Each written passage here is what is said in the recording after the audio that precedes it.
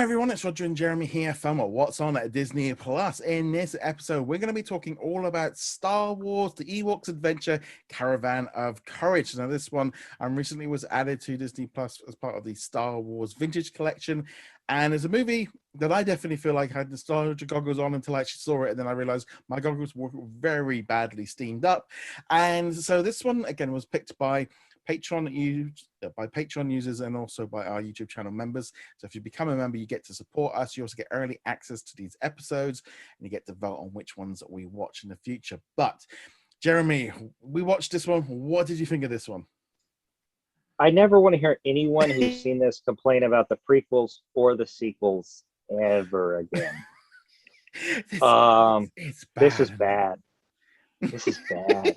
Like, you want to take Luke was a bit whiny in A New Hope.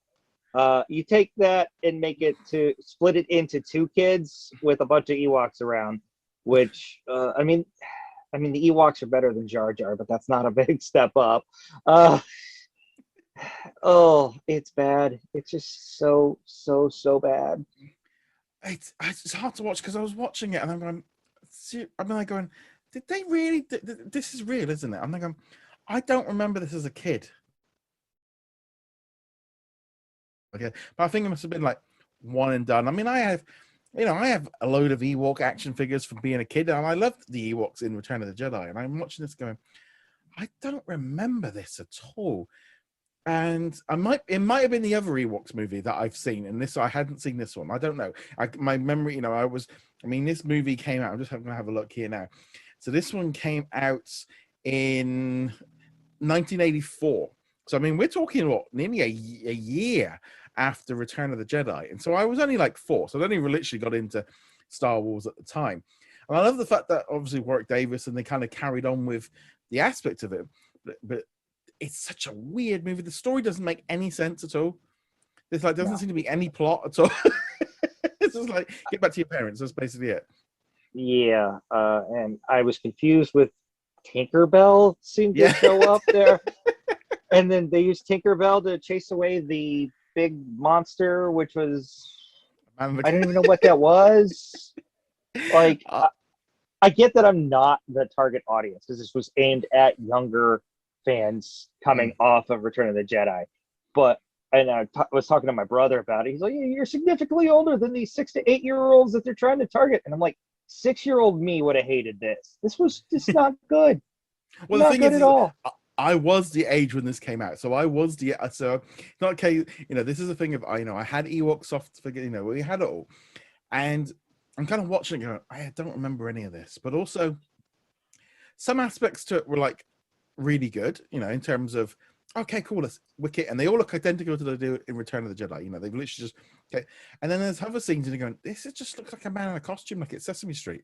It just, and especially I think when Tinkerbell got involved, I'm just going, what's? I mean, it's important to know this is no longer canon. This is what is in the Vintage Collection. It's apparently a prequel. It's not an actual sequel to Return of the Jedi. Not that you'd know.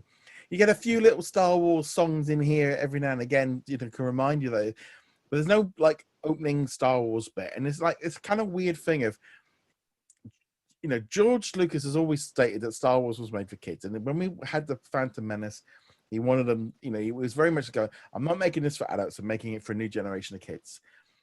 And then you watch this and you're going, and everyone moaning about like you say, Rise of Skywalker and The Last Jedi and the prequel movies, and and you watch all this stuff and you think, you kids, everyone, this has all been, there's a reason why Disney, or not Disney, but Lucas hid all this stuff away because it was awful, and so it tarnished all of the, so we never got to see all this. So I think everyone puts these things on pedestals as like lost stuff, these lost treasures that are great. It's like, they're not great, they were terrible. There was a reason why they didn't do anything with them. Yeah. I've got nothing good to say. It really was. I literally at one point I even paused the movie to check how long was left, because I mean it's only 97 minutes, but it felt like an eternity. Yeah, it was bordering on, I don't know, quite like torture or something. I'm thinking, this feels like one of the worst movies I've ever had to see for ages. I feel like they could argue it should be banned because in this country, because one of the amendments in the Bill of Rights is against cruel and unusual punishment. Yeah, that's kind of what watching this was. Oh, it's so weird because it's like they said, like there's like it is part of the Star Wars universe, but you could clearly see they didn't like want to touch on Star Wars to connect it, but Yeah. associate it through Star Wars through the Ewoks, but we don't mention that it's Star Wars. Whether or not they made that decision afterwards when they were editing it and realized that, I mean, even like the opening scene when they all jump, they jump off the cliff as over a hang glider, and they're going, "Wow, that is not an Ewok. That's a man in a costume." No. It's suddenly the percent is suddenly got very big, and I don't know. There was just, and like I said, the whole thing with Tinkerbell that didn't make any sense. And then that big man in a costume running around that just reminded me of the Muppets. Yeah, I'd rather watch the Muppets. Yeah, I don't know what it was because it's it was called a Gorax. I mean, all these just weird. It's hard to sort of say. I'm just going, wow, this is people that moan about The Last Jedi. Watch this, and then this is what why we've got. Maybe it's, I don't know. I mean, I always look at like Star Wars along the lines of, I've seen some, we've had some pretty bad things along through the years. So anything that's like slightly good, great, amazing stuff, but this is the difference of how we are now of, even things like Star Wars or Clone Wars or The Bad Batch, it's still treated with the idea that it's still got to fit the what's going on. It is aimed at children, but it still has to make sense to adults. And this was an era where it was like, no, we're making a kids movie. And this was, this is basically Care Bears the movie in space, and there was no such thing as law. There was no feedback in terms of fans. No one, maybe letters and stuff coming through to him, but generally they were much more cut off from like people's response. Because I mean, if this came out now, I think they would pretty much say Star Wars was dead. Yeah, I mean, people were trying to say Star Wars was dead after the Rise of Skywalker, and it was a billion times better than this. This is so, you can't even say that it's so bad it's good, because I knew going in it was bad, and I was hoping to laugh at how bad it was. Yeah, no. It's and no. The kids aren't likable. No, God no.